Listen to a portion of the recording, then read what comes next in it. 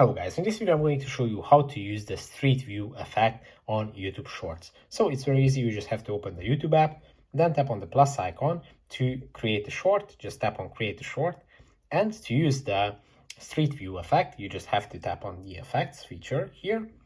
Then you have to switch to the Street View effect because here you can see all the effects, but to see the Street View effect, you just have to swipe and you can use all the Street View effects that are available right now in your area, because this might change depending on your area and they are also updating it.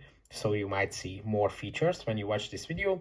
To use the feature, you just have to choose one of the locations, tap on the check mark icon, and as you can see from here, I can be on the beach like this, record, and you can record yourself or the area with this Street View background.